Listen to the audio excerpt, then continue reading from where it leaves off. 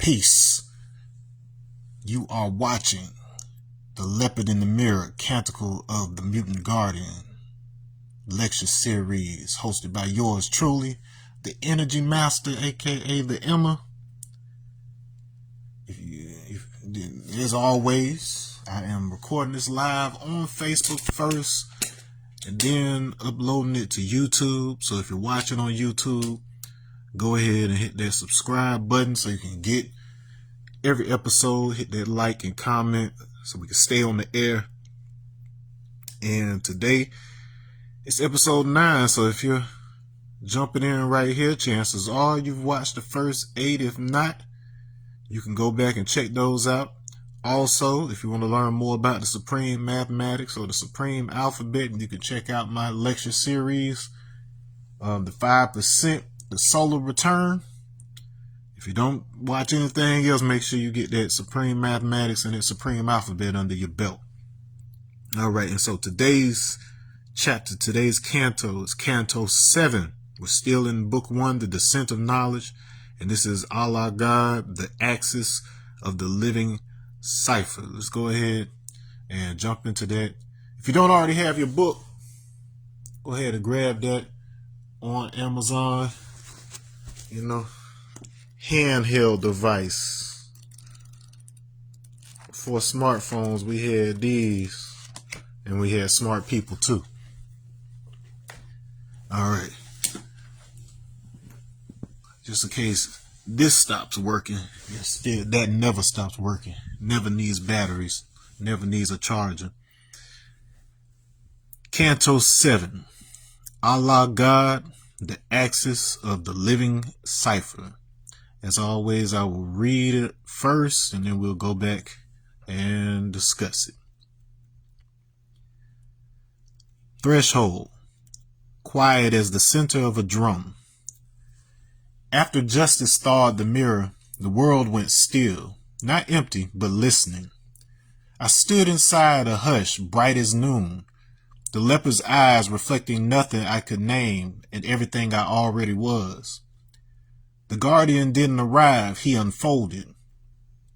My breath wearing a wider chest, my sight standing on its own light. A single tone rose, neither above nor below, the pitch of being recognizing itself.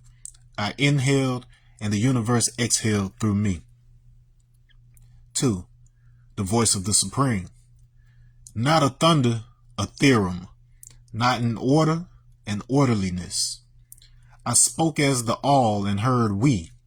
We spoke as the we and heard I. The echo ended where awareness began. The math resolved itself in me. Knowledge plus equality equals Allah God. Wisdom plus power equals Allah God. Understanding plus culture equals Allah God. Every pair reconciled to a single presence. The Son of Man shining from within man. No throne, no distance, just radius. No idol, no rival, just function. 3. The unity of forces. The Orisha rose like verbs inside a sentence I had always spoken. Oshosi, the arrow of perception, cutting clean through illusion. Shango, will as flame, law as cadence. Ogun, iron braided into conscience. Allah, soil of every body and bond. Amadioha, conducting the weather of minds, not quote-unquote gods beside God, but intelligences of the one body. Arushi and Akbara, wearing our faces to move the world. My chief stood where all paths meet, a mirror with a pulse. He said nothing. I understood everything. 4. Hip-hop gospel of godhood. The cipher formed 360 degrees of breath and witness. Beat hit like sunrise on concrete. Call, response. Every bar a bridge, every rhyme a rung. I spit, truth is power. The crowd, power is the truth. I spit, raise the mentally dead, the crowd, from their present state. Bass mapped constellations on the floorboards. Snare stitched time to intention. Poets and engineers swapped toolkits. Painters tuned their pigments to fire. The street stood up scholarly. The scholar danced streetwise. No contradiction, one continuum. Freedom found form and called it culture. Power found mercy and called it equality. Justice found sight and called it God. Revelation. So number 5, revelation, the still sun. I looked for us and found I. Pronouns melted, presence remained. Build and destroy breathed as one lung. Inhale to create, exhale to release. Love sat motionless at the fulcrum. Equidistant from origin and infinity. Oshosi's arrow rested in the target of silence. The leopard blinked, night and day trading places without a seam. I placed my palm on the world and felt my son's heartbeat. My daughter's laughter, my wife's steady ground, all of it one voltage. Allah is not elsewhere. Allah is the all-aware. I am because we are because I is. The drum stopped, the rhythm didn't. Light held its note beyond sound, and the canticle turned inside the living cipher, bright as the first word love ever spoke to itself. Okay, and I think that's that. All right, boom. All right, so that's the 7th canto. Okay, so let me go bring it back to the top, and let's go through it. All right, so first and foremost, if you aren't familiar with the supreme mathematics by now, the number 7 is Allah, God. So God is, according to the supreme mathematics, God is the Asiatic black man. Allah is God, always has been, always will be. God is the all I seeing, the all, and all is 360 degrees. God is the wise man's equality. This is to build or destroy. All right, so if you don't know supreme mathematics, that probably means absolutely nothing to you. Probably sounds confusing. You're probably picking and choosing words and filtering it through the context of how you've come to understand those words, not through the context of this synthesis, this framework that we call the knowledge of self. So that's what we're here to do, to clarify.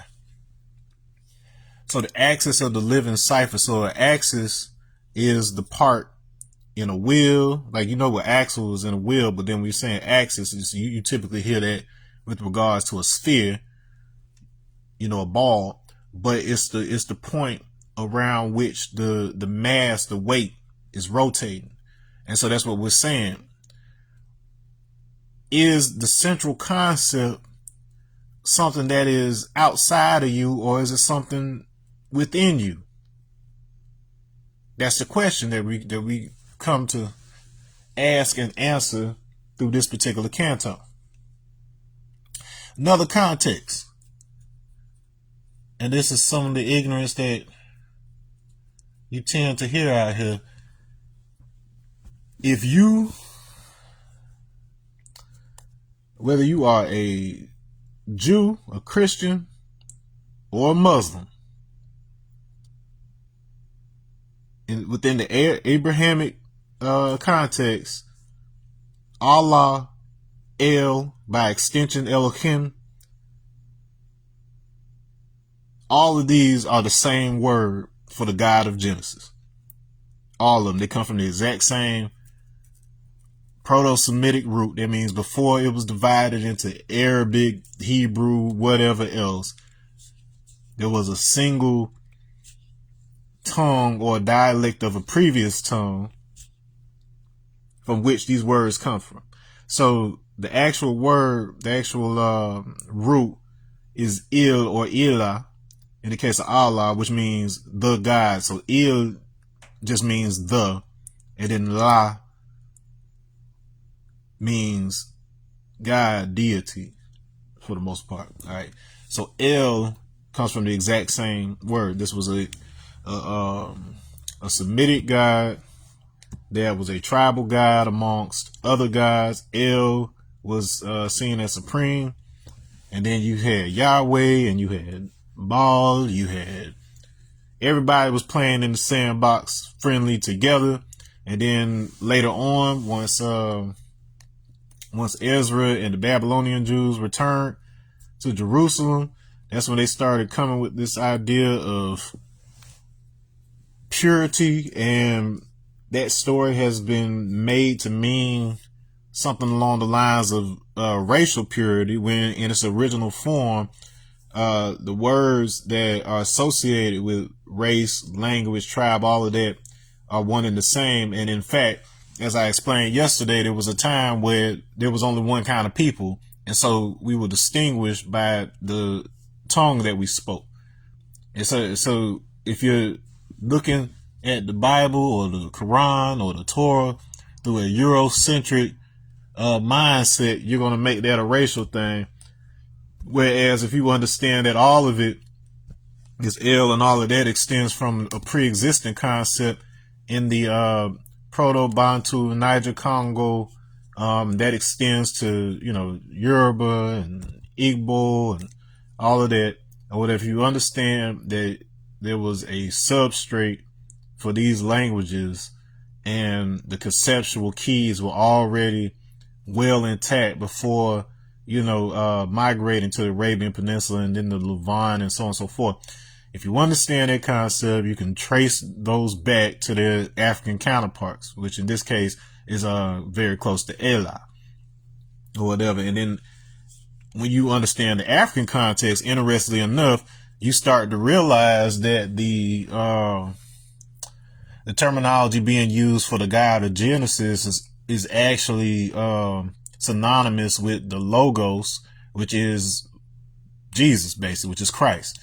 And so essentially what you're getting throughout those stories when you move from Old Testament to New Testament is that you're starting to understand the concept of the unmanifested forces that lead to creation first. And then once you have biological, physical bodies or whatever, how divinity manifests within us or whatever. So it's all describing the process we all go through to get here. So the forces have to, gather matter such that it, the spark of life is able to enter into organic reality, and then organic reality moves toward a stage of self-recognition to be able to understand the phase that we left from in order to get to be what we are now.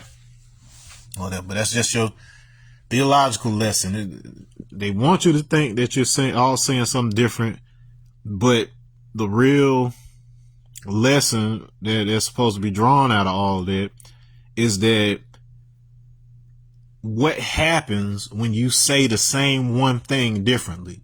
How does it manifest over here versus how it manifests over there if it's the same one thing?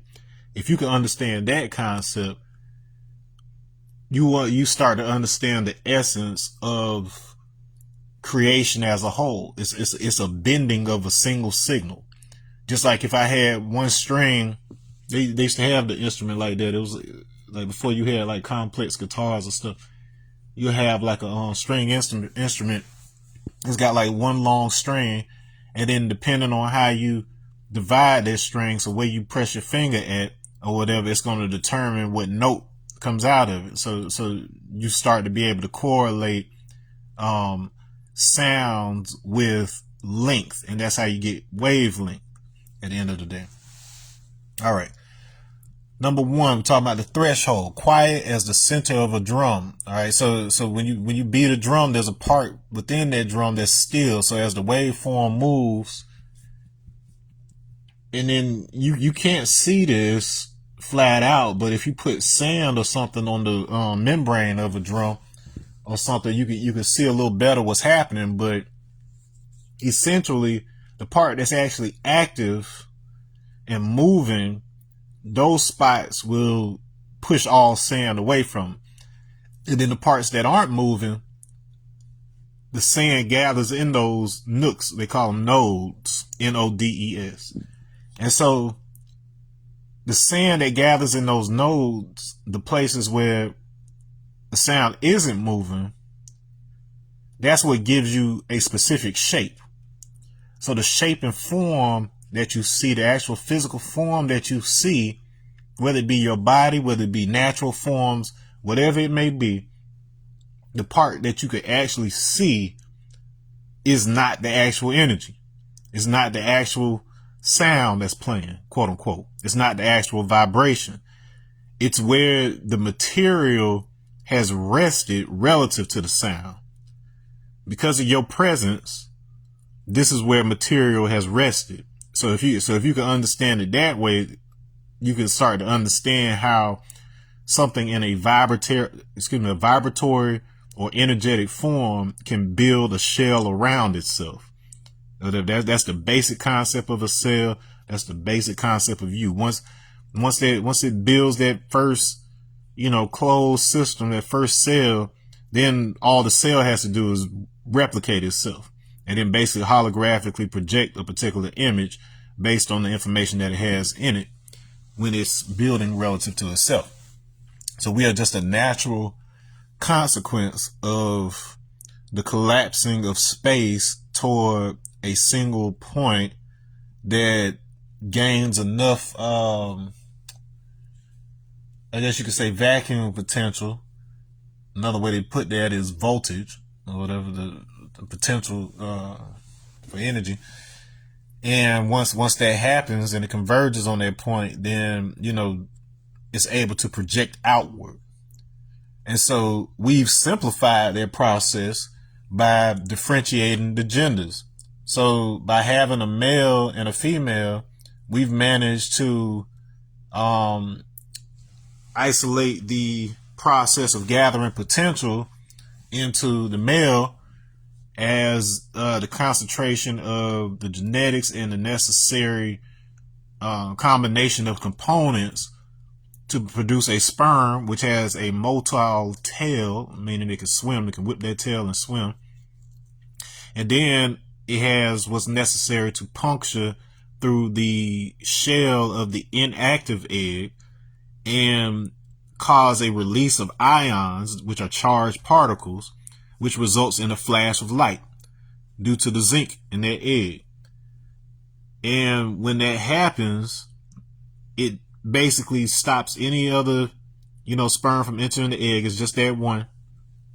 And then once it's in there, the sperm has a calcium ion inside of, calcium is what's in your milk. It's what makes your bones strong. But the positive ion, the charged calcium atom there, it's a catalyst that is associated with rotation. So it is partially responsible for why that tail on that sperm is able to flick and swim when it's a cell. Like how's it operating like it's a little animal? Because it's all machinery. It's all specific reactions of things to each other. Like each one of those elements has a certain set of properties, and when they are brought in conjunction with each other in specific geometric bond arrangements, it has different operations. So that tells you already that shapes inherently cause relationships between things that have specific outcomes. So the same way that numbers, when you add them, subtract them, whatever else, they have specific properties that allow them to interact. So even though we've put symbols on these things, those properties already exist independent of us. And the easiest way to kind of think of that is like fields, like energetic fields. Think of each number as being associated with specific type of energetic field that gives specific instructions on how to relate to it when it comes to the distribution of space. Space is not empty.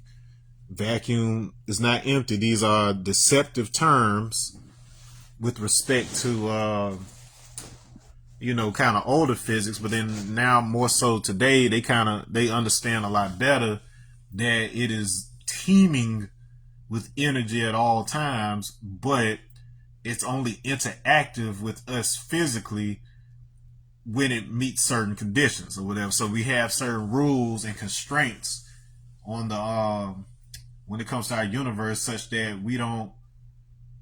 Let me put it this way: such that we are able to filter the reality and then actually be able to distinguish one thing from another. Otherwise, all of this information, everything we're experiencing, would just be happening at one time and one point as a singularity. So when you hear this idea of a singularity in the universe, at the beginning, before the Big Bang and all that they talk about, when you hear that concept, it should already say to you that everything that the universe will be and that it needs, all its potential, is already encased in that first point.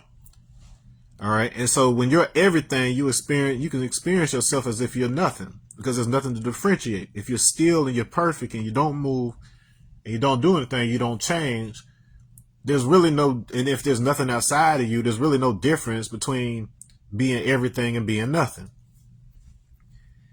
Science has also discovered that if an electromagnetic field is applied to the outside of a vacuum, so a container that has a vacuum, and I'm not just talking about your vacuum cleaner. I'm talking vacuum is when you empty all the air out of out of a container. And so what happens is when you apply that field to the outside of it, it actually starts to form particles inside the vacuum. So this shows you that what it really is doing is applying organization and structure to what is otherwise chaos. When it's chaos, it can't manifest.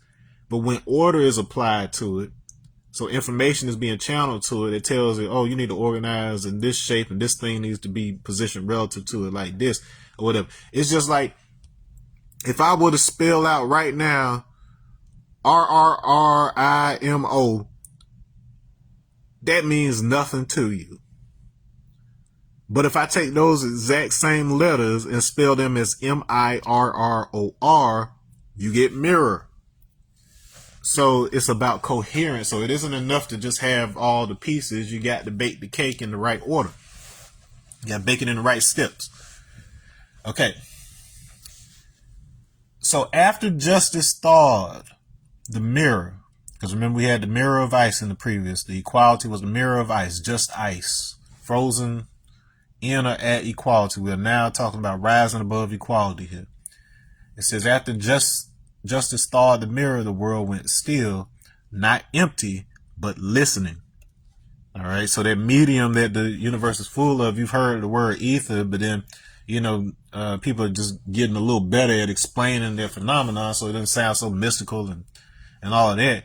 But it's basically the substrate, it's basically how sound travels, even when it's not necessarily audible. Like, and you could think of that as perturbations or what's the other word I want to use? Excitations, if you will, within the lattice of a crystalline structure. So a solid object is essentially a crystalline structure, particularly if it has a repeated geometry theme throughout it or whatever. So all of your cells, like you've got differentiation between certain types of cells based on their function, but for the most part, you are a crystalline structure. Your blood and the liquids of your body are essentially like a liquid crystal. All right. And so, and I'm not talking about like a crystal you pick up off the ground, but conceptually it is still the same thing. It's just on a different scale. All right. And so the only attribute of the Akashic or etheric substance is sound. It carries vibration. All right. So it's not empty. The vacuum is always listening and responding to the energy that you put forth. I stood inside a hush, bright as noon. Sun is overhead. That's a partial reference to the equinox. So if you're standing on the equator during the It's solstice or equinox. Hold on. Winter solstice, summer solstice, spring equinox. Let me see. Hold on. One of them is when you're the furthest from the sun, and the other is. Well, it's one of them. So anyways, when you're standing on the equator and the sun is overhead, then you don't cast a shadow. So this idea of it being brightest noon is specifically talking about the sun being overhead. The leopard's eyes reflecting nothing I could name and everything I already was. So the leopard and its spots, as I've said in the past, it is symbolic of both the stars of the night sky as well as the third eye. Significance here is that when the sun is out, everything is concentrated into one large ball of light. When the sun goes away, you've got trillions of tiny lights. You experience yourself as a single ego, a single self that is being generated as a physical experience through a vast network of energetic channels. On a physical note, those energetic channels manifest as things like your nerves, your central nervous system. This web of nerves throughout your body carrying those electrical signals. It is the understanding that what we call spirit is actually energetic paths that flow relative to your physicality in the vacuum of space that surrounds you. If you've ever noticed, like if you stand in a room where, especially if you got some sunlight shining in and you can kind of see like the dust floating around in the room, when that dust gets close enough to you or to another object, it's like it gets sucked in. And we typically think of that as gravitation, but on different scales, you have different forces that kind of stay in front of center. But this is a phenomenon based on the fact that everything has an electromagnetic field. Each one of your cells has its own electromagnetic field, but because they are resonant with one another, you as a whole entire form and entire morphology has a combined field of all of those cells or whatever. So you emit a field out a little ways from the body that when that is strong enough to overcome the field of objects within it, then you have an effect that is based on pressure. It's really based on pressure, but we look at it as kind of being gravitation, gravitating towards you. All right. So in other words, there is a vacuum singularity principle that gathers all the signals both within and around your body and then combines those into a single experience that you call self. If you can understand that concept, you can start to be able to conceptualize how many aspects of yourself extend far beyond your physical body, but then they're still centered on a central concept of who you are. That's just a basic introduction to that concept. Since we're trying to break through the walls of understanding that prevent you from being able to see how you could be Allah God. All right, let's see. The Guardian didn't arrive, he unfolded. My breath wearing a wider chest, my sight standing on its own light. So that is directly from my actual out-of-body experience encounter with my chi, also known as the Kra or the Kai, what else is it called? The Ka in some cases. It is the, all right, so I figured out the perfect way to describe this to you. If you one of these people that's so rigid in your understanding of things that you can't even listen to spiritual or esoteric concepts and be able to figure out for yourself the path to make it scientific, I'll help you out. So you have this phenomenon that exists both in computer programming and in your DNA that's called error correcting code. If you did not have it, your DNA would mutate any which way and you would turn into whatever and you wouldn't be coherent.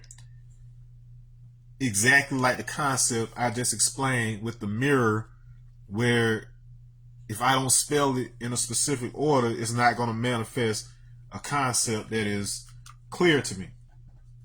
So similarly, that's what's going on with your DNA. That's what's going on with information. That's what's going on with computer. Now, when you talk about communication, and you're talking about sending signals from one point to another,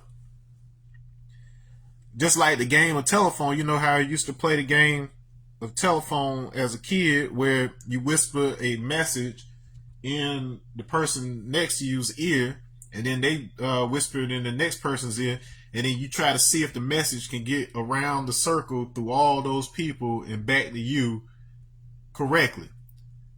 This is a very important experiment to, for your kids to experience, because it shows them the nature of information loss. It shows them the nature of energy loss, thermodynamic energy loss in a closed system. So we lose a lot of energy. We lose a lot of heat. The heat is the form that energy takes in order to dispel itself and then to move outward from your body. All right, and it's resulting from the movement of energy and the expenditure and the stress of information moving through your body in the form of electrical signals. Okay, and so when you're sending a remote signal, this is done with electromagnetic waves as well. So radio signals are like a long wavelength of light, if you will. And so it's not sound that's traveling. It's that electromagnetic signal that's traveling. And then once it reaches a receiver, a container, the object, then it can be converted into sound mechanically or whatever. So these two things are two sides of the same coin. It's just a matter of whether it's flying freely, like light. You can't reach up and touch light, but it can interact chemically with substances like melanin that then convert that energy into mechanical energy that can be converted into vibration and eventually sound in our biology. Sound inside of you, light outside of you. That's the easy. It's not a hard, fast rule, but that's just the easy way for you to understand it right this moment.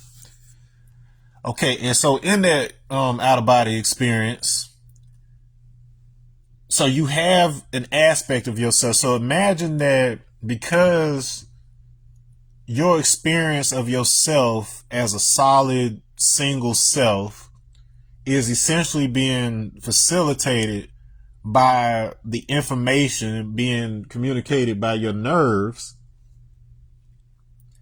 That means most of the things that you think of as not being solid or not being real are just those things that your nervous system cannot translate into physical awareness.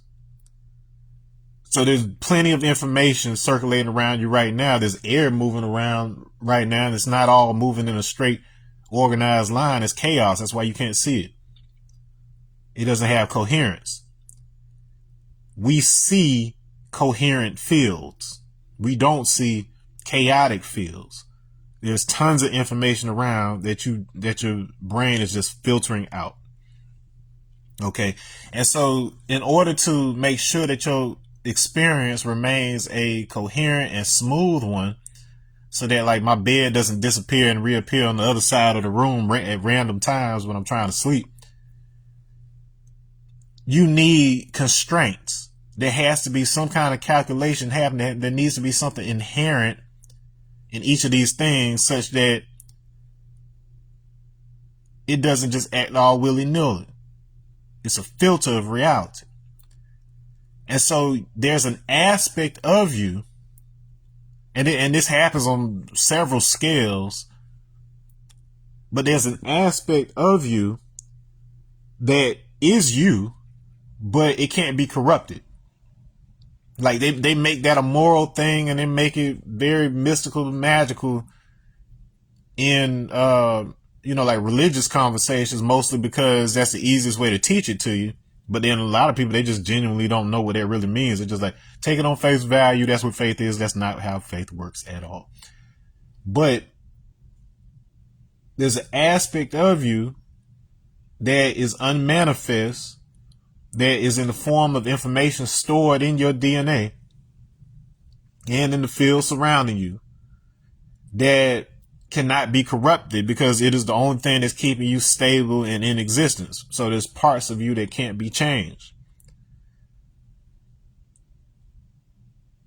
Now, that is there to serve as like a measuring stick, if you will.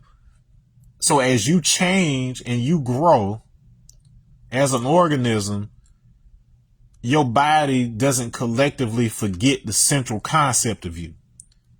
So as those cells are, splitting and changing and moving around and stuff's moving around within you, you still stay looking more or less the same. But you've literally replaced every cell in your body, whether it be through like the skin cells that, die and flake away, daily or whatever else.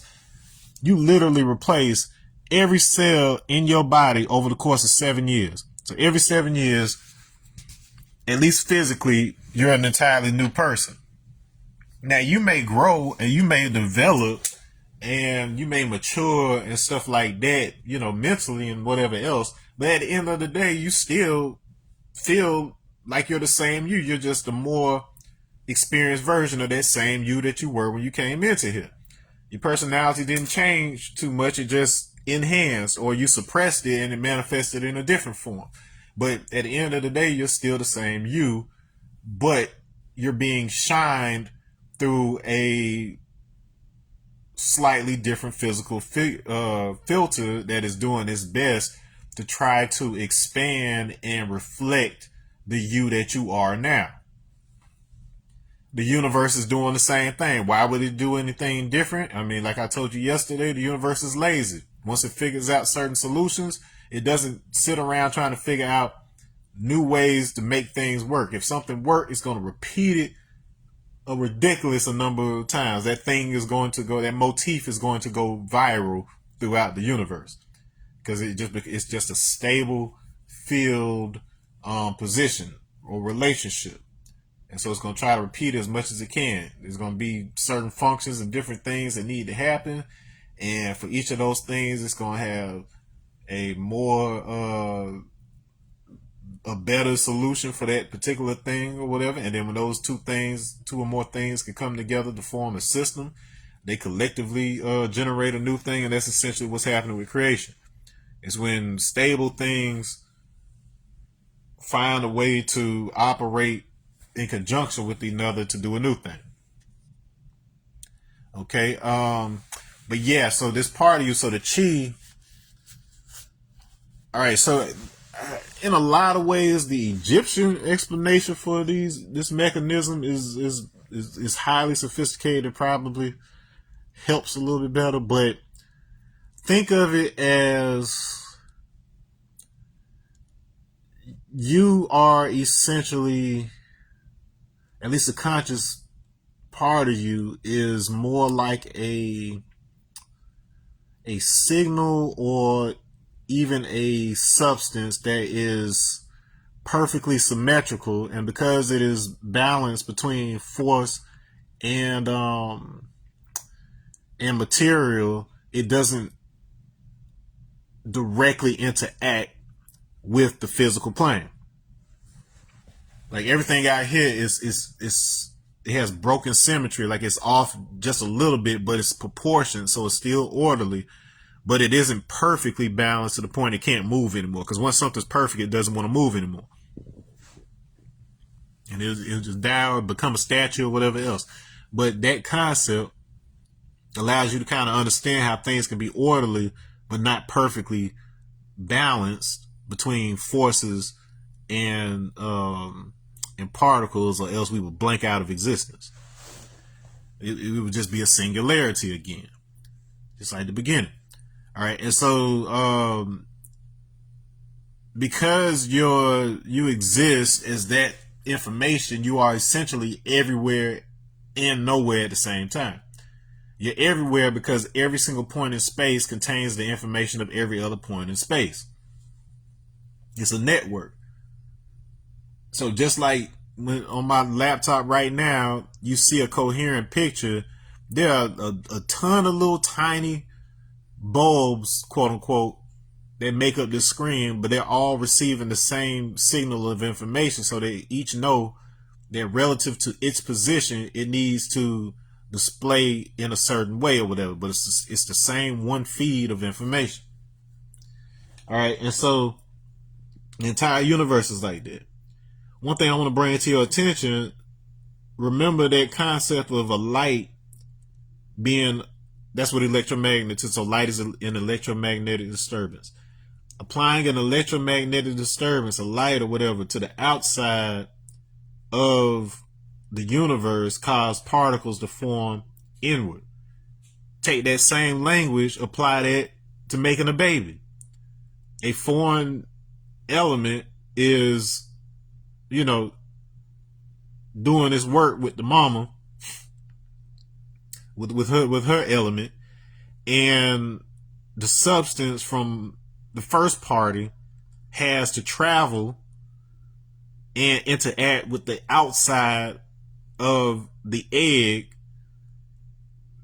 Upon breaching, it produces a flash of light, and you begin to grow. So it starts to multiply inside first until it reaches a certain stage, and then it starts to divide, and then you start to project outward. So the exact same concept that built the universe is what happens in the womb when you're being made.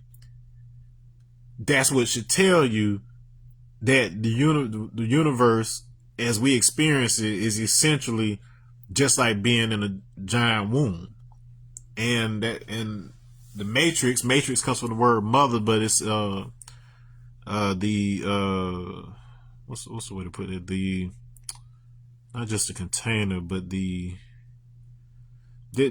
by taking mater, for mother, and then extending it to matrix, that suffix, essentially that's what ends up giving you something meaning more like matrix for the womb.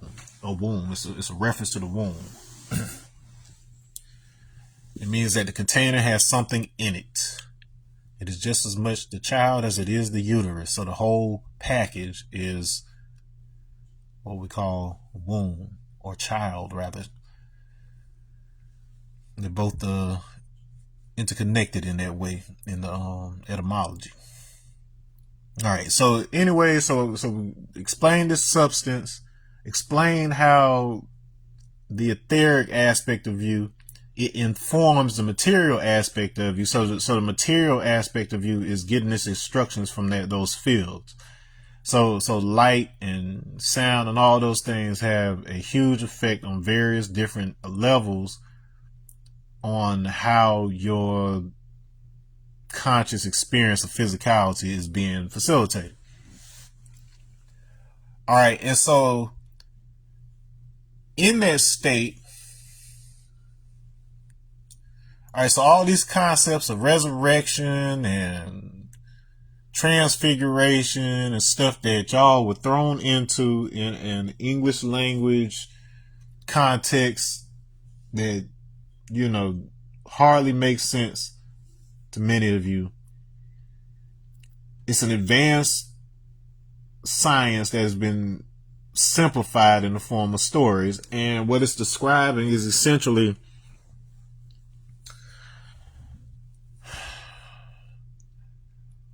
Okay, so the information is in the substance, the information of you. It has to start establishing a fixed point in order to be able to manifest into what would occur as a body. How that happens from an informational standpoint is there has to be a central concept. So there's a central theme or an established final form or order that is determined first. So it's just like taking that alphabet and saying, I want to make from that alphabet this specific word or this specific sentence.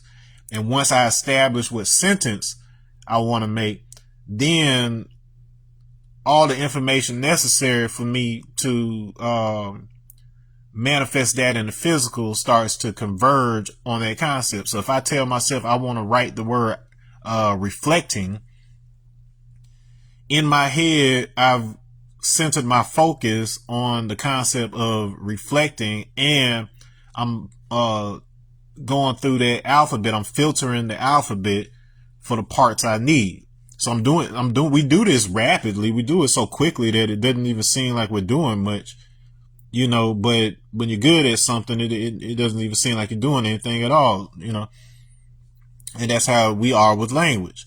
And so once I've concentrated that concept into one place, then I can activate my motor functions and get my brain to connect with the nervous system in order to move my hand. And if I'm holding a pencil, hold that pencil and then be able to write out what it is I was concentrating. So now it has gone from being a thought in my head to being something that is affixed to a medium, and I use a tool to affix this information to another object, paper, using the medium of ink through my pen. All right. So it works like that. So the chi is basically a central concept, a central point in the information space. And so when you are out of body and you're essentially experiencing the raw electromagnetic data around you without the filters of your body being imposed, like you still have a shape and stuff, but that's mostly because you have experience of a body.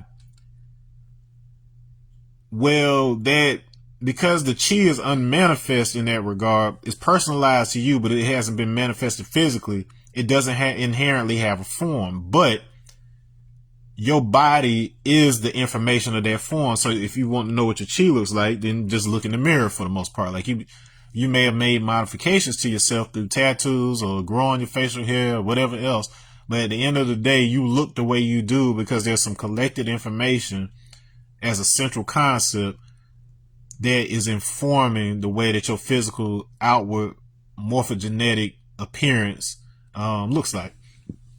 All right. And so on the other side, you actually see this happen as if it's physical, because what the spiritual realm actually is you taking your experiences from having been physical and projecting that on the information that you don't normally get to see when you're in the body and filtering reality. So it's an unfiltered reality in a lot of ways.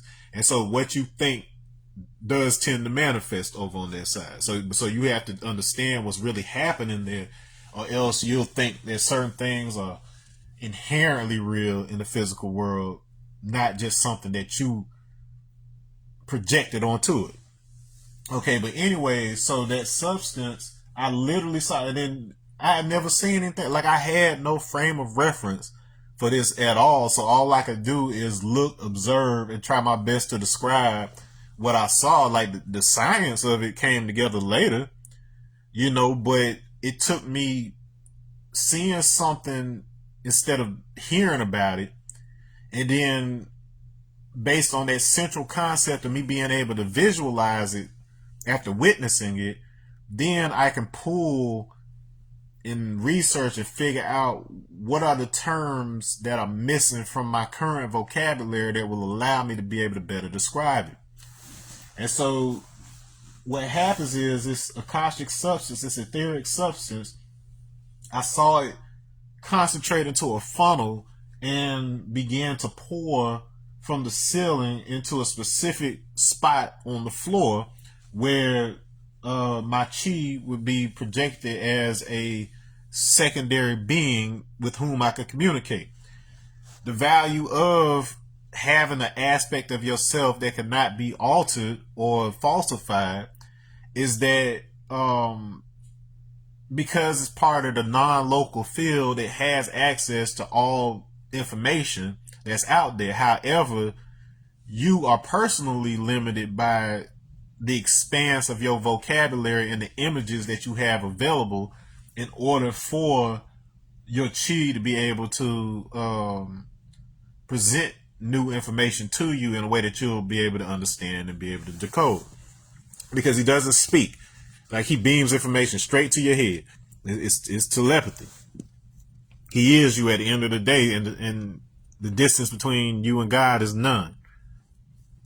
He is a spark that is directly from the source of all things. But you are able to interact with your allotted portion that's relevant to your individual experience. And so this substance, it forms a funnel, it pours, and it crystallizing is only a good word for what was happening if you think of it in terms of liquid crystal and a bunch of infinite, like, tiny crystals, moving to their respective position. That's the best way. But it looks more like, imagine, and see, and I had seen this before I had an out of body experience too, in like a in a lighter type of visualization situation or whatever, but nothing as vivid as what happens when you got full consciousness doing this. But essentially, to me, it always kind of reminds me of a bunch of like snakes, like rapping and whining around each other, or like vines or something. Like if you've ever watched like a superhero film or just something sci-fi where somebody's getting wrapped up by like living vines or something like that. Like, imagine something like that, like those parts moving and kind of weaving in and out of each other. And so the fluid, as it's solidifying, is basically doing that sort of thing, like it's weaving itself into the final physical form of my chi. And so this idea of my breath wearing a wider chest is that it's me recognizing that it's still me, but he's bigger than me. Like he's sitting down and still, like, and when I sit next to him, like, I think my head only comes up at most to like maybe his shoulder, maybe a few inches shorter than that. And so he's at least a foot or so taller than I am, and I'm already 6 feet tall. And so this is essentially the perfected form of myself that exists beyond space and time, if you will. So he looks like, you can feel like everything about him, because it is me. It's like, that information is being exchanged directly, but it's like, you can tell this thing is like extremely old, but still looks youthful at the same time, and just all of this at the same time, because it's the center point. It's a central concept of you. It doesn't belong to any one specific point in time or space. And so what happens is, if you don't do what I'm talking about right now, such that the information of you, like, you actually get a chance to witness the information of you lock into a form that is a physical reflection of you and your personality as it is now, that information remains generalized. It's just like an unmanifested waveform. And so it doesn't experience particle collapse, which is a concept based on light, to where when light is not being observed, it behaves like a wave, but when you're watching it, it actually behaves as if it's like particles. Like, they've done countless experiments with this. They didn't know why it did this. They can come up with conjectures on why it does it. That's just how it works. And so similarly, if you have not placed eyes on the non-local wave of who you really are as a soul, then it has no reason to have a solid form. And so what happens when you die is, if you've never particleized that aspect of yourself, it just goes back to being a non-local wave. So it's like, so if you're an atheist who doesn't engage in anything like what I'm talking about right now, yeah, it's just probably gonna be black for you. Like, it's gonna be like nothing for you when you die. On the flip side of that, a religious person who has constantly had a concept of an invisible God, or whatever concept they may have for it, their idea of God is what's going to end up being projected if they leave here. So they're going to go to the exact heaven that they think they're going to go to, and whatever else. There's no objective information. It is all completely subjective and built around the concept you've built for yourself. What I'm describing in the OBE is information arranging itself as it is, the truth, so to speak. There's a difference between a dimensional space that you build with, like, which is essentially what you experience when you're dreaming. So the dream is essentially a construct isolated to your experiences and information that you picked up subconsciously to some degree, trying to communicate a specific narrative to you. When you are out of body, it is just like you being awake. Like, just like I'm talking to you right now, I could do and think and like the same things that are funny to me when I'm awake were funny to me then. The same things that were, like whoever you are as a personality now, that's exactly who you are in that state, and it's stable. And so you're projecting that stability onto that central concept of you, such that it interacts with you as if it's a twin. And because it is connected directly to source, it's able to get whatever information you request. In my case, I was trying to find out, like where did our people come from? What is my specific purpose and everything else, which has to do with clarifying the language of this stuff for you. Because a lot of the people who are experiencing these things, they don't also have the vocabulary and the wide range of knowledge necessary in order to explain these concepts to you in a way that you could potentially start to understand. And that goes with memory. That goes hand in hand with memory too, because it's harder to bring information back when you awaken if you don't have the language necessary to translate that into a way that you will remember when you wake up. So that's why a lot of people have those experiences and they can just kind of tell you how it felt, but they can't really give you details.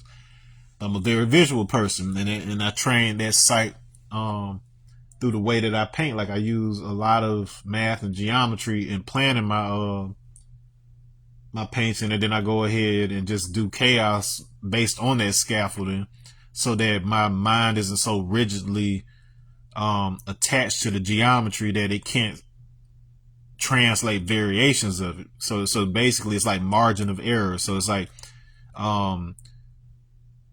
let's say I have 10 with a margin of error of 2. So that means that everything between 8 and 12 I can detect, and then I can focus at the center of that and then get right at a degree of 10 with focus.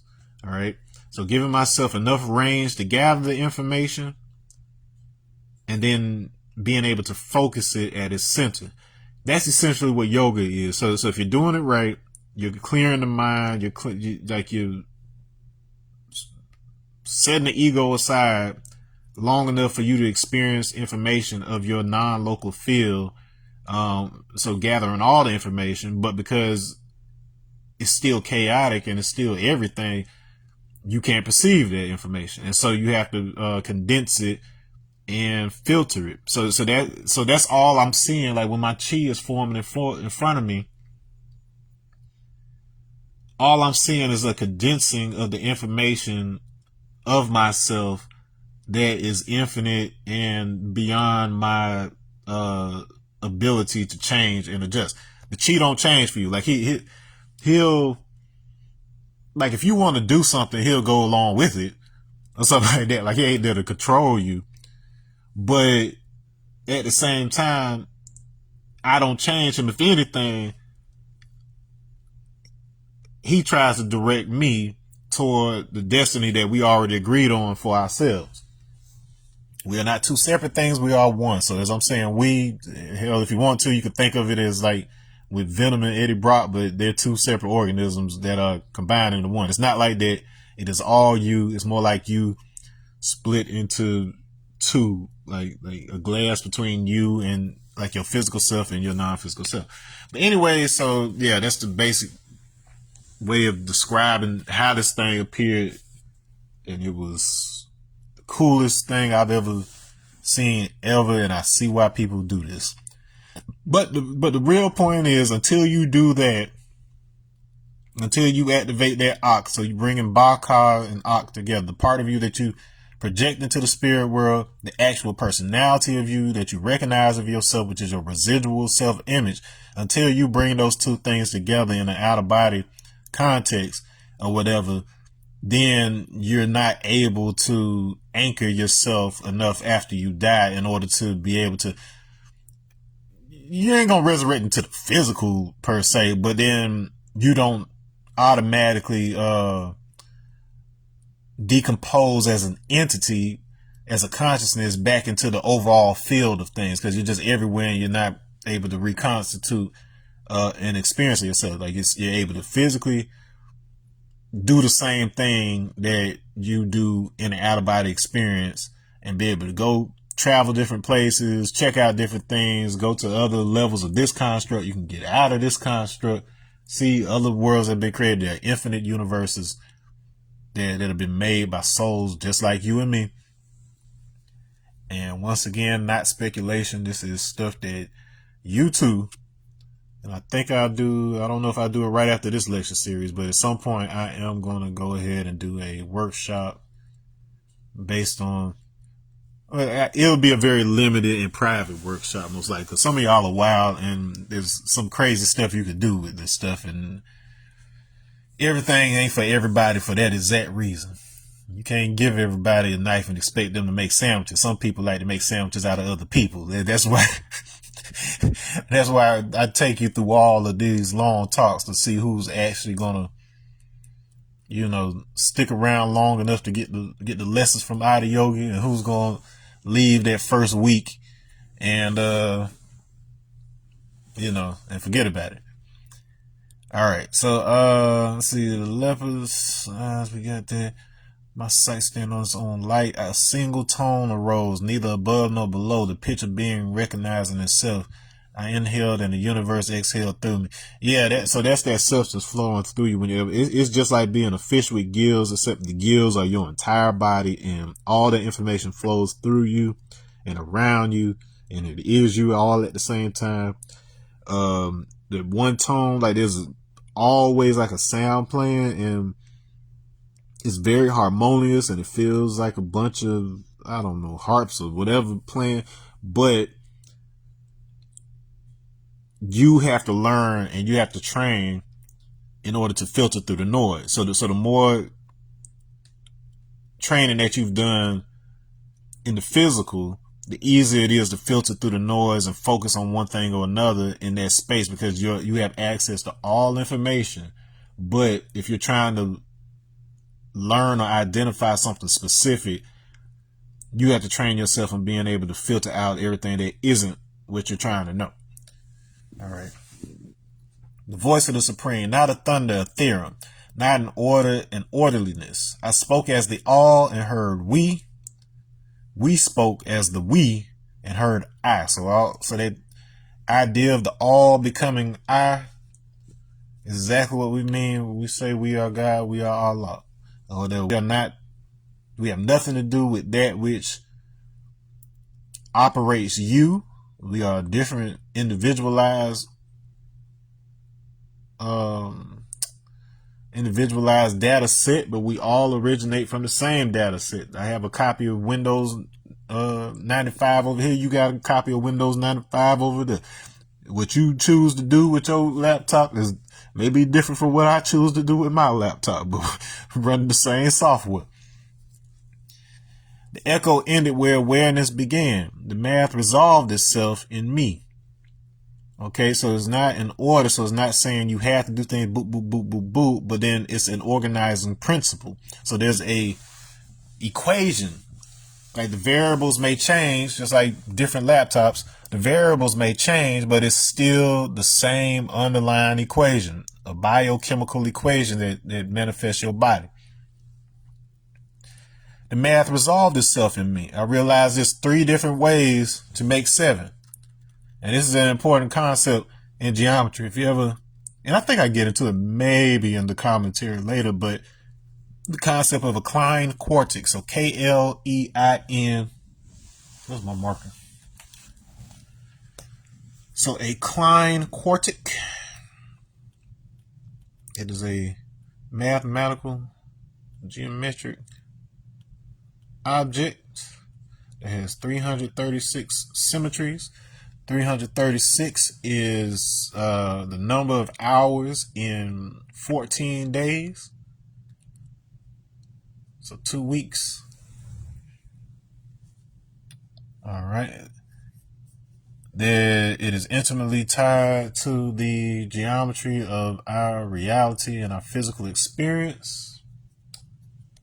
It has heptagons, so 7-sided objects that meet together. So 3 of those meet together. And so we've got, interestingly, 3 different ways with our supreme mathematics to make the number 7. Therefore, these are qualities of Allah God. So knowledge equality. So 16, knowledge equality. Digital root of 16 is 7. That means when you add the digits of it, it makes 7. To knowledge equality is to observe that which is equal in all things in all aspects of life. So that's exactly what I was just describing on the other side. Did me having knowledge of self have an impact on how I was able to experience the other side when I had an out-of-body experience? Absolutely and unequivocally, yes. The point of these lessons is to organize information in your mind in a way that is resonant with the actual structure of the universe.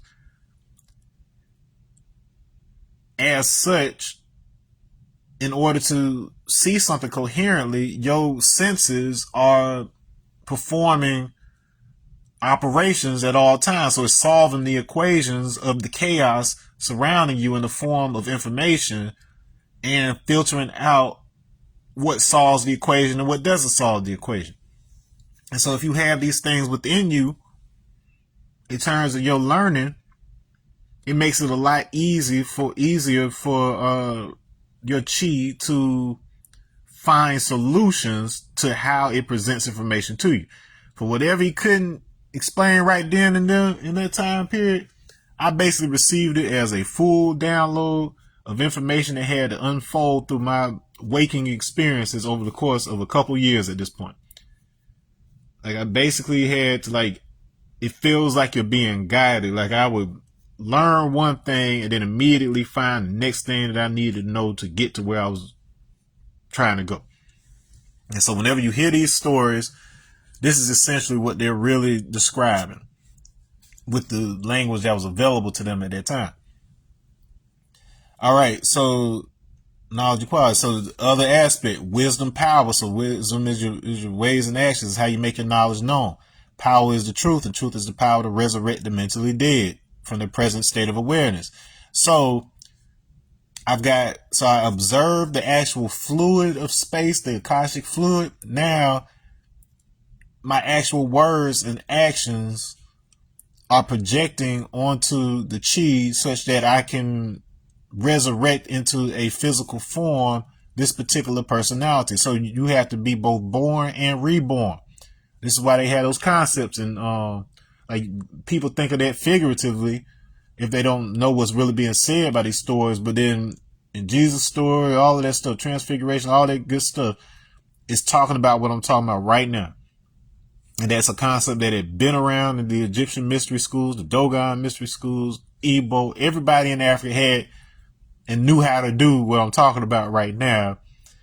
But then once it traveled outside of the continent, people who didn't understand it got hooked on an external experience of it and thinking of ways to conquer and capitalize on it instead of actually experiencing the thing and being like, whoa, okay, that's what's what.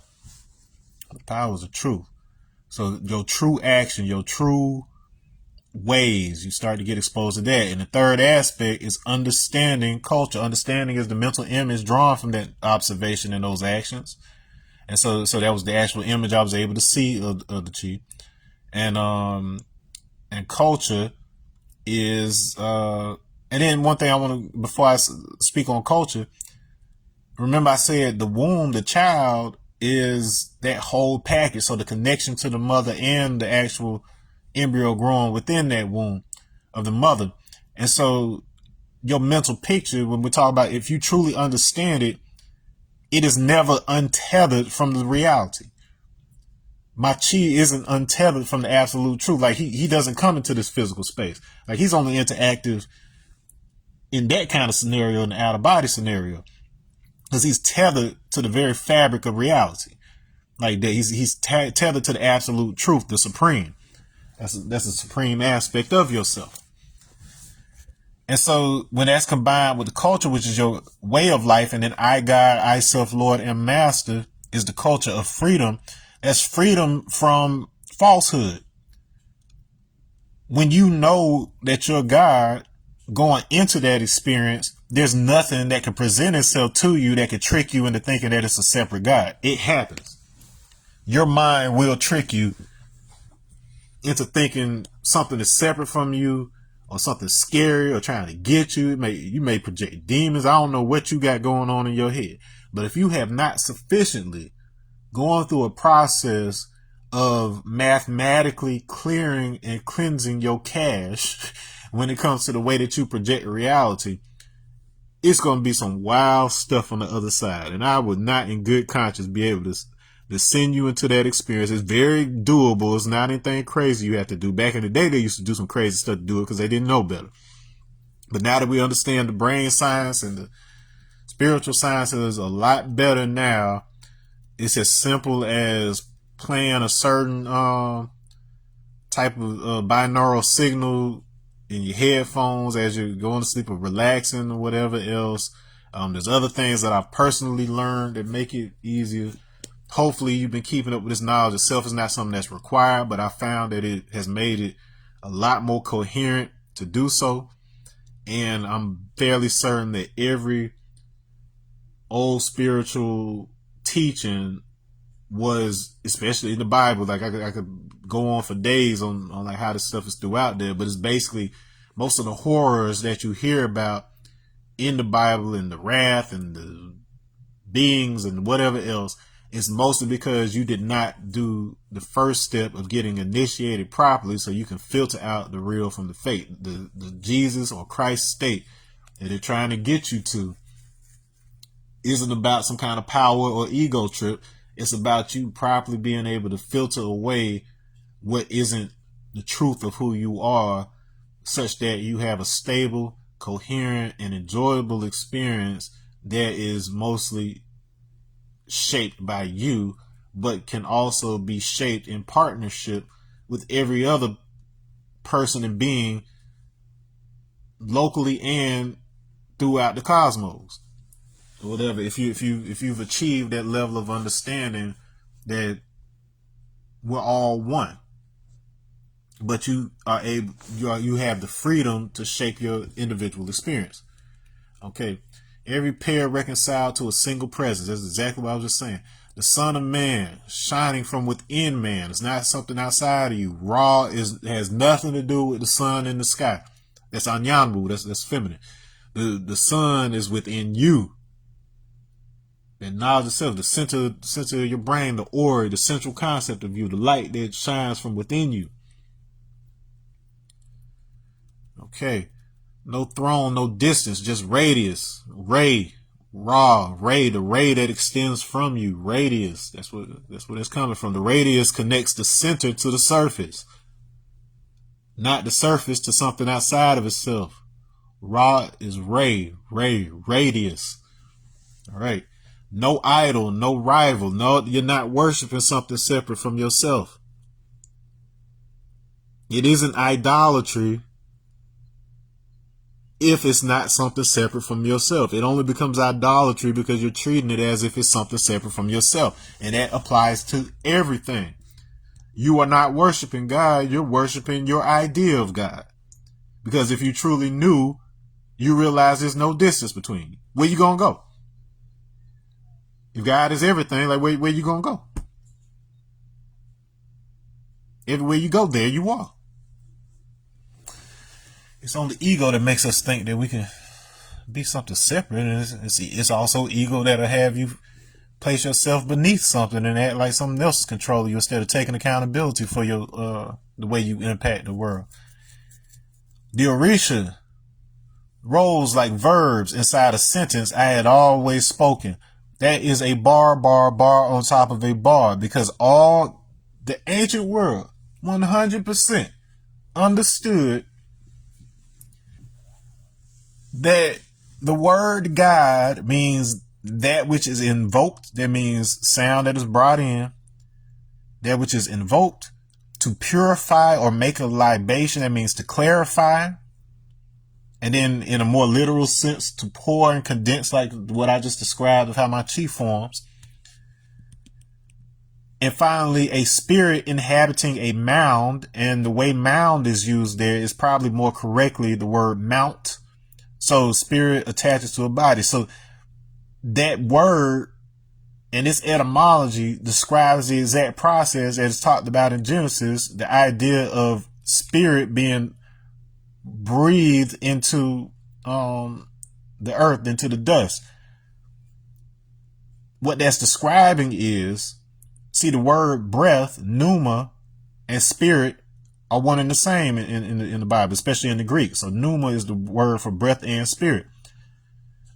So that's how all animated things, all living things come to be. It's that non-local aspect of yourself being anchored to a specific form that is resonant with the information that you already are, and it anchors you here. That's why the Egyptians were so big on trying to preserve the body or whatever else, so you would still have an anchor while you going on your explorations, out of body, whatever else. But at the same time,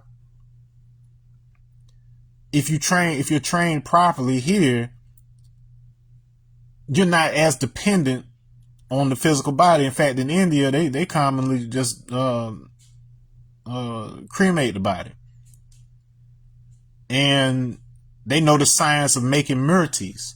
So murti is where you actually build a efficacy, you build a representation of that person that has certain geometric and other properties. Like they put like a certain mixture of like plant powders and it's different stuff they put inside of it before they seal it up.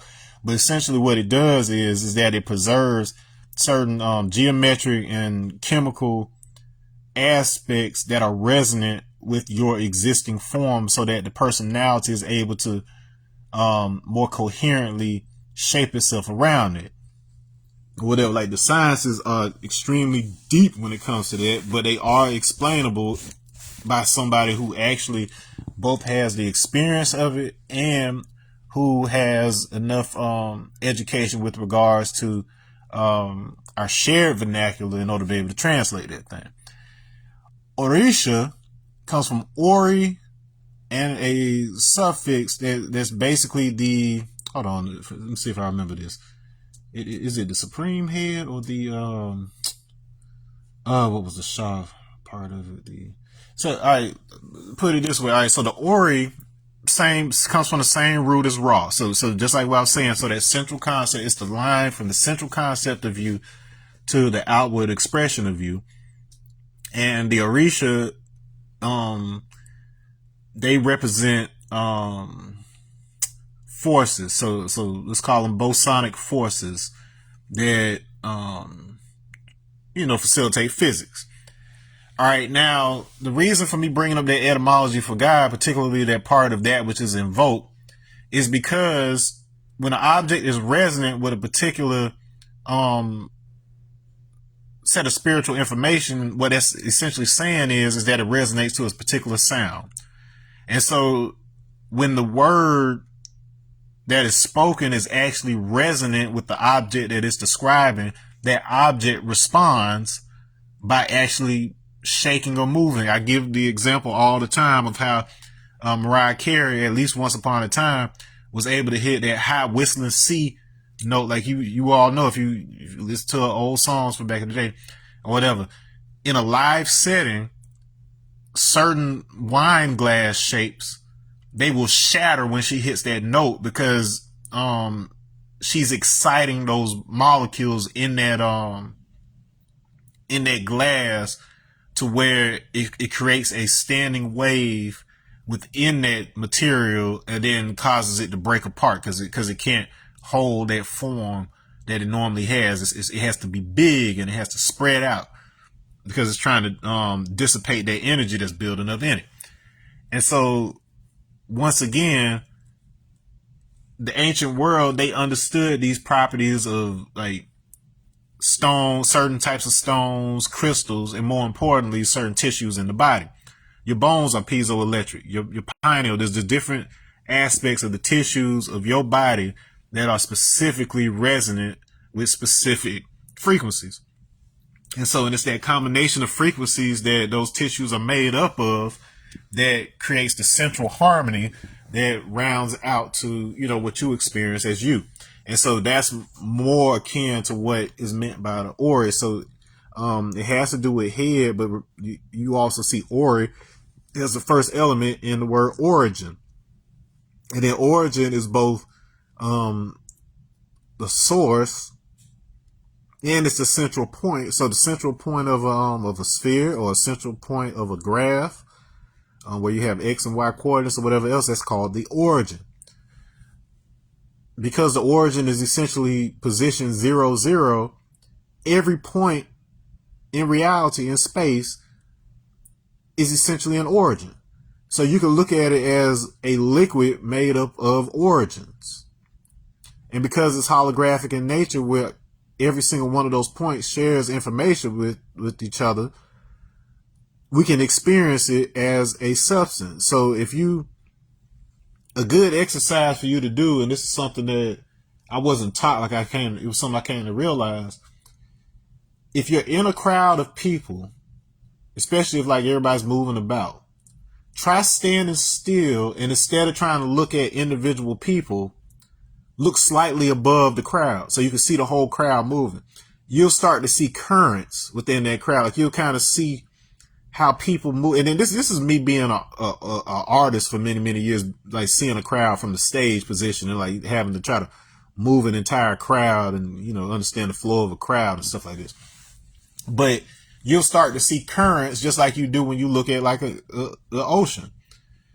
And that's when you start to realize that these people, whether they realize it or not, they're all forming a collective body that itself has certain rules. Like the container of a crowd, like if you're in a venue, in a room, there's only so many places that you can move. And so if you're packed tight, then one person's movement is going to affect and cause a ripple through everybody next to them. If somebody falls over or something, or falls over on the next person, they're going to do like dominoes.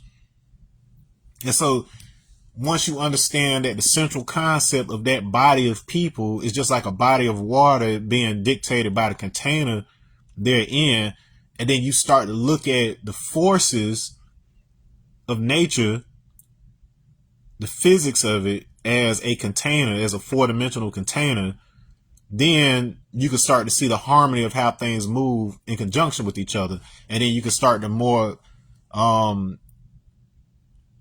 effectively conceptualize how the word, when we talk about the logos, that's the same concept that is embedded in the original root for the word God or whatever. So these are words. It's a sentence. It's a coherent sentence. The more coherent that sentence and the more mathematically sound that sentence is, the more of a chance it has of manifesting into something physical in our world. Oshosi, the arrow of perception, cutting clean through illusion. The etymology for the word Torah. has the same form as words that belong to Proto-Bantu movement or whatever, because as we're moving out of the forest and, you know, those kind of regions, headed north into like the Arabian Peninsula and the Levant and whatever else, we carried our existing language with us, which was largely centered around being able to survive in forests, be able to hunt, and be able to grow and find the right plants or whatever else. Like, well, not really grow things because we wasn't really agricultural just yet, but being able to know which plants to use and find.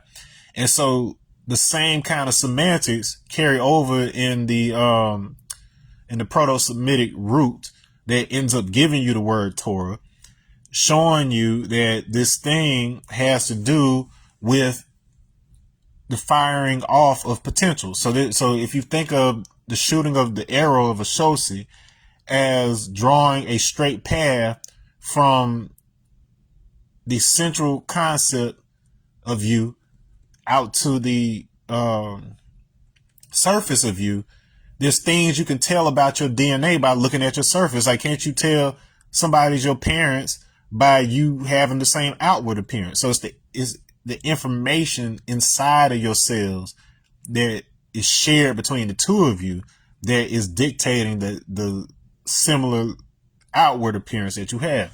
And so this is why the true concept of the Torah is how the unmanifest information channels through the actual physical body in order to create a particular outer appearance and a particular bodily structure that essentially leads to that being being able to turn around and self-reference in the form of language, which then allows a person to write down that information if they are aware. So if there's no blockage between that person's intellect and the information contained within that same nervous system, being able to turn inward to the nervous system and be able to access that information. If they train themselves on how to do that by applying pressure in the form of specific positioning and stuff, you're a piezoelectric, your body's a piezoelectric tool. So that means the ways that you bend it and the ways you squeeze it, it sends and it routes electrical information in different ways, just like a circuit board. And so this is the point of yoga asanas and mudras and stuff. It's not just supposed to be some mystical airy fairy stuff. It's actual electrical engineering. And so what you're trying to do is, once you understand your center of gravity, your central concept, like your actual physical center, and then how to position yourself such that the electrical signals are balanced throughout the body so that you can experience it as non-local and whatever else. Oshosi is explicitly the orisha that's associated with out-of-body experiences. I did not know this until well after I had an out-of-body experience training and stuff. And then I was just led to it. I was like, oh wow. I was like, this whole time. And see, Oshosi, his totem or mount, if you will, just happens to be the leopard totem or whatever. So remember, the leopard is the third eye, and so on and so forth. So they're basically teaching you all these concepts in the form of anthropomorphic characters.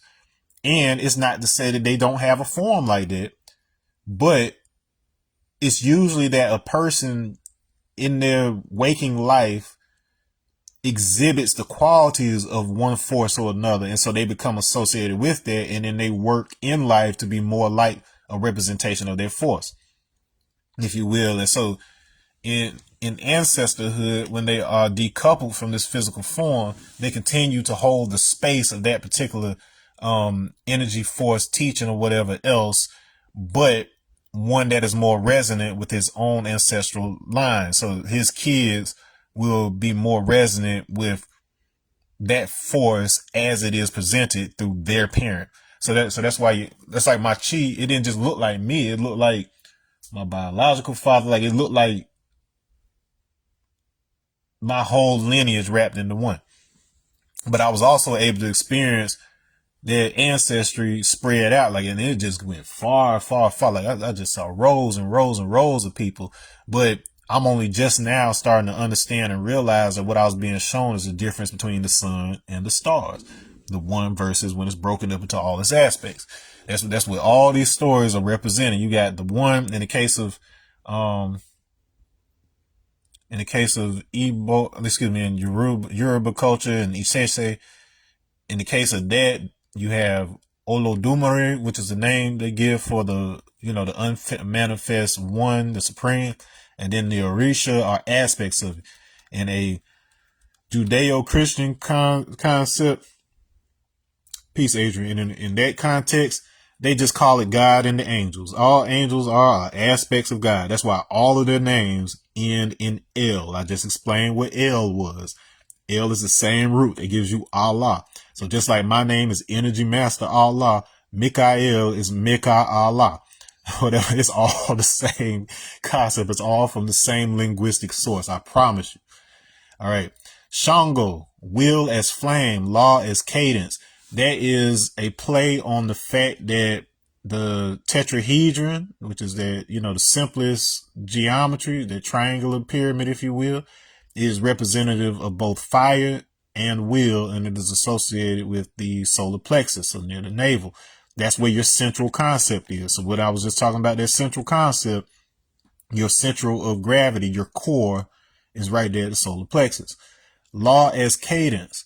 The word happiness comes from a word that means luck, but luck itself comes from cadence. It's how you dance relative to the law. So the law is the structure. So it's a geometric structure. But the question is, with the structure in place, how do I move relative to that? Is my speech aligned with the actual structure of the universe? If it is, it will resonate. If the sound I'm making is actually matching the frequency of that glass that's sitting on the table, it will shatter. That's why Shango is associated with lightning and destruction and whatever else. So it's not as simple as, oh, they just worshiping some God. That ain't how we do it. That ain't how skin folk do it. These are tightly compressed information systems that each one of these represent. So you have to decouple yourself from the conditioned understanding of spirituality and religion that was imposed on us through Western living. And you have to return to a mathematical and scientific understanding of these things to understand how it wraps right back around and explains how you yourself are also divine. Ogun, iron braided into conscience. Ogun is associated with technology, with metal. The metal element itself is tied to spirituality. And so whereas Oshosi is the one who shows you the shortest path from you to there, from you to source, Ogun is the one who clears the path. So he creates the structure necessary for the information to flow right. So he's the one that creates the circuit board or whatever. So the information can actually flow through that. The energy can actually flow through that circuit board to produce an interface that has me see this as words on the screen instead of as a bunch of code. Allah, we're hopping over to Odinala. So Odinala, which has Allah in the word right there, is Igbo. So you got the Yoruba system with the Orisha. Over here, you got Arushi. So you see how that linguistically is very similar, Orisha and Arushi.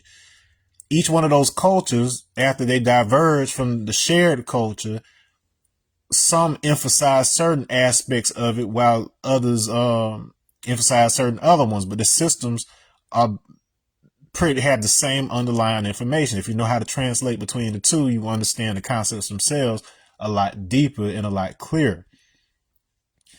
All right. And so in a lot of ways, Yoruba was preserved in such a way and developed in such a way to be able to be a clarifying tool, whereas Igbo preserved a lot of the original Proto-Bantu, Niger-Congo concepts that had been with us since Central Africa, since living on the Nile, like all throughout those migrations, we preserved these aspects, and then different cultures splintered off and then, created their own manifestations of it.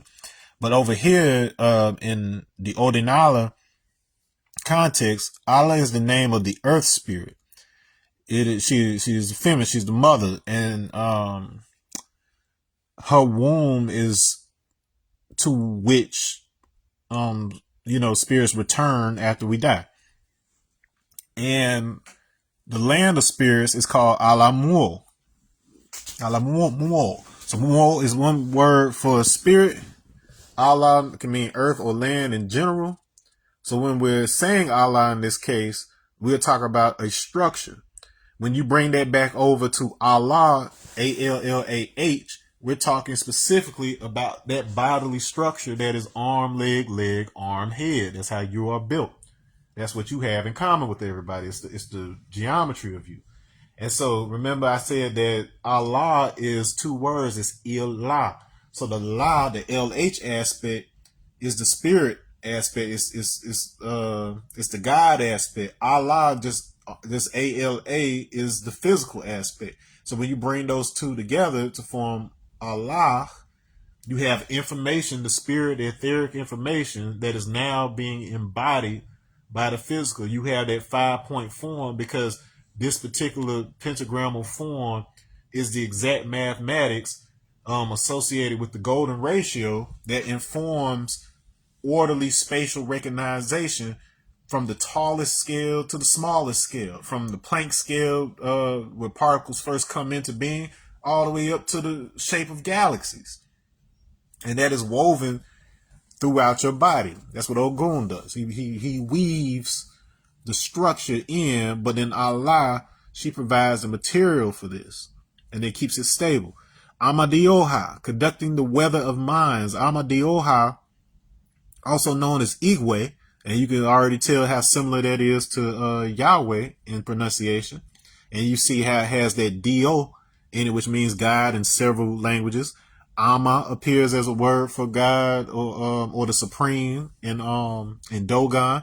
So all of these languages are connected. Don't let them tell you that what was going on in Africa was somehow separate or different from what you got in your Bible or whatever. It's just a matter of translation. And this isn't me imposing meanings on things. It's me understanding the underlying concepts first and then figuring out what words people are using for those same concepts. Amadioha is basically in a lot of ways seen as an equivalent to Shango. So he would be the Igbo equivalent of Shango, but it has the nuance of him also being a group spirit. So it's basically humanity as a whole. There is a certain shared information associated with how we perceive reality. If all of us were seeing reality differently or whatever, or if we all had different DNA doing that or whatever, we would see reality differently. Unfortunately, you could say there was one particular, you can't even honestly call it mutation because everything that facilitated this change was already found deep within the DNA, and it was activated. But this only happened with the DE lineages of the male haplogroup. So D is throughout like East Asia, so like it's concentrated in like Japan and the very South islands of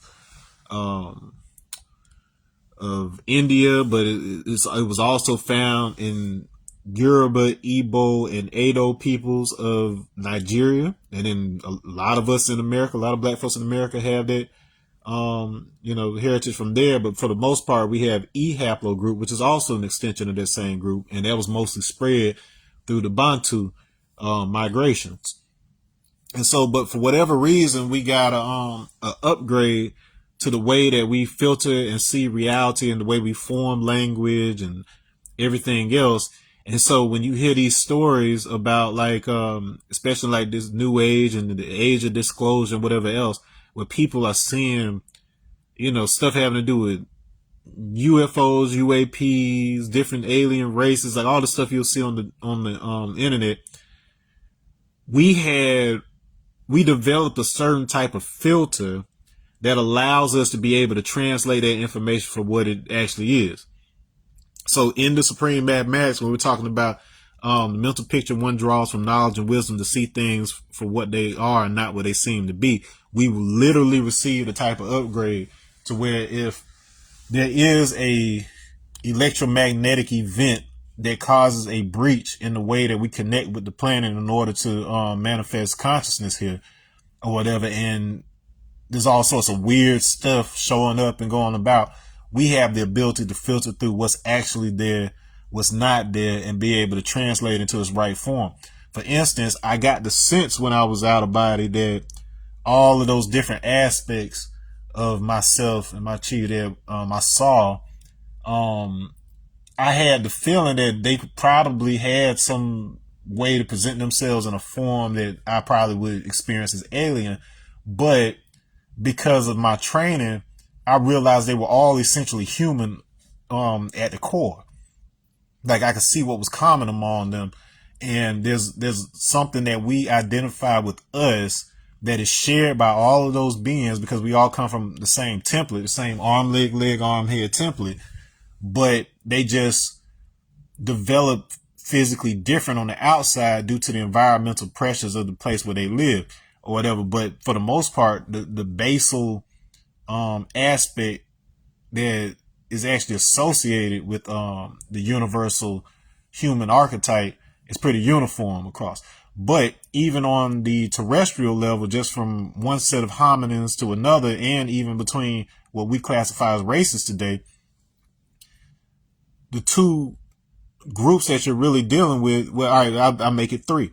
Women, their X chromosome, their DNA is such that it doesn't matter. They whatever they end up getting from man, their body fixes it because their job is to maintain the stable, original form of human perception, if you will. Like they have the basal DNA that allows us to have a baseline for how humans in general perceive reality. With the men, you have YAP plus carriers, and then you have YAP negative. The vast majority of men on the planet are YAP negative. That's 85% of the total population on the planet are YAP negative. The DE haplogroups, which overwhelmingly make up the original Japanese, so the Ainu, and Jomon peoples, anybody related to those, the Andaman Islanders, the very dark-skinned Negritos in the islands beneath India, and pretty much all of Africa at this point, except for the Pygmies and the Nilotic people like the Dinkas and whatever else. They are from an older lineage before this upgrade happened. And so the Bantu migrations largely spread that upgrade throughout Africa. So you have tribes related to the Pygmies or the Dinkas or whoever else who are also related to the Bantu who came in and then gave them that upgrade. All right. So so if you want to talk about a group spirit, that's essentially what that starts to tap into. It regulates how the hypothalamus and it regulates how the hippocampus and the thalamus operate in conjunction with the pineal and the third ventricle, all this stuff at the central of the brain, in order for you to be able to subdue, quote unquote, the reptilian part of your brain that handles the automatic functions of the body, like your heartbeat and your lungs and whatever else. Not gods beside God, but intelligence of the one body. That's what I just explained. Arushi and Akbara. So Arushi and Akbara, we're basically talking about Arushi is basically like Orisha, the forces, and so on and so forth. And Akbara is more or less the same thing, but there is an element here of creating either an effigy or a shrine or something to anchor one of those. Your body is just such an anchor. Whenever you create an anchor that is separate from your body, we call it artificial. But your body is essentially the same concept of anchoring the spiritual, etheric information of you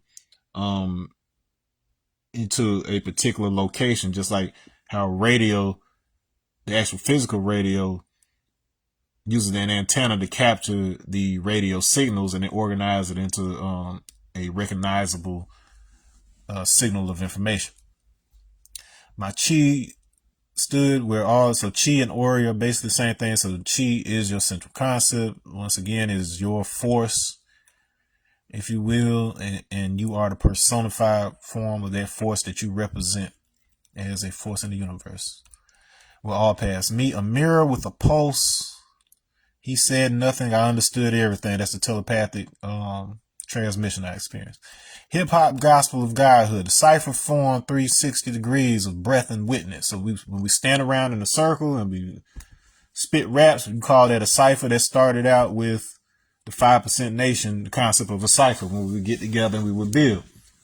We also refer to the world around you, like and the world that you've built around yourself as your cipher.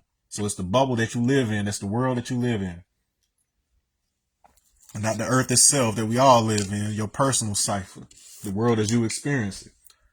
All right. Beat hit like sunrise on concrete.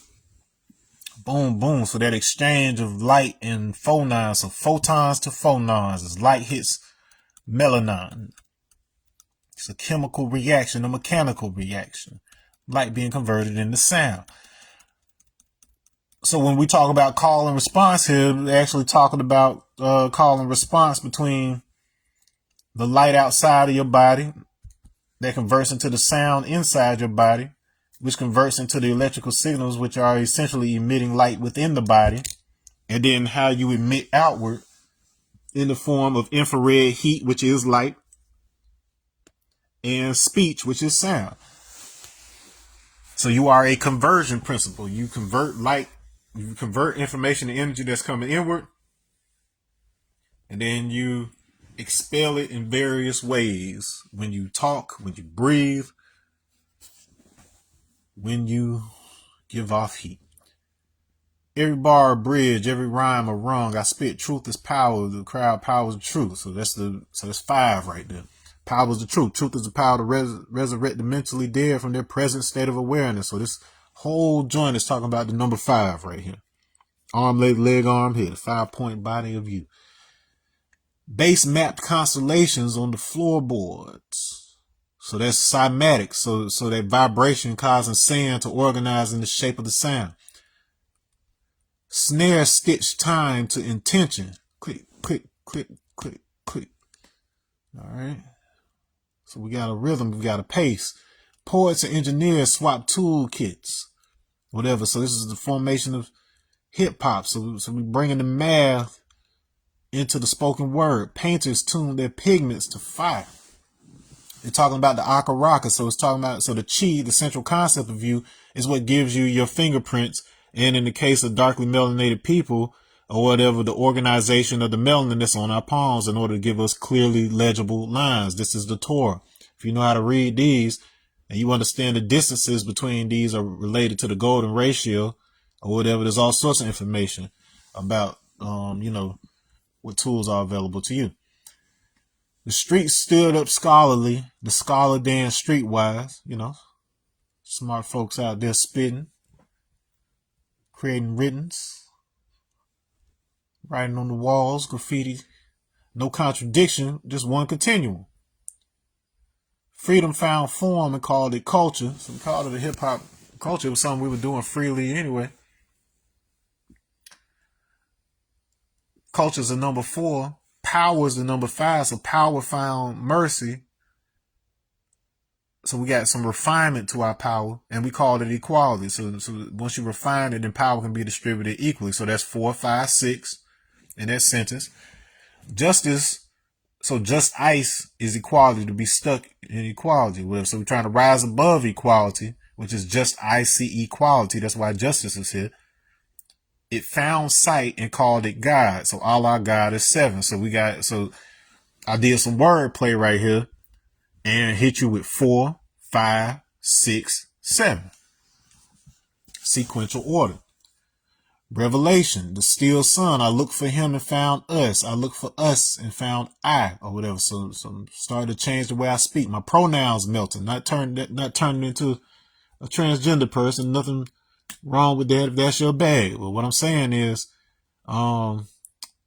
this idea of how we speak to and about ourselves, essentially shaping how we experience ourselves as real or whatever. So looking at the him or the us and finally figuring out that it's all an I, not your ego is everything. It's that everything is the true you.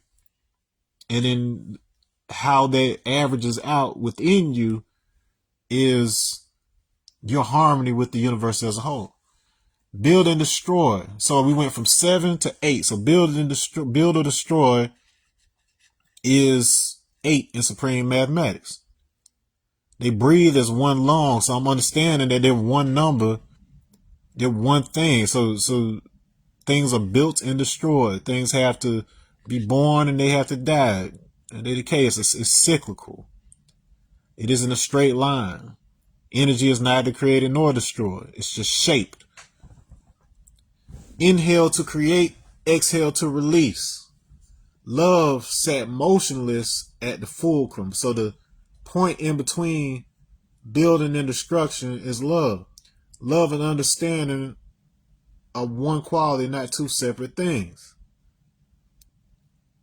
God shows his love through his wisdom to produce an understanding. So in other words, a man has to give his seed to a woman in order for her to produce a child. In a spiritual form, that's to say, my observation, because of the observer effect, these rapidly moving wave impressions that are around all the time, when I'm looking at them, they snap into place and I see a particle. Like that information is still there, but until it becomes localized by you being an observer who filters things as local, it's just information.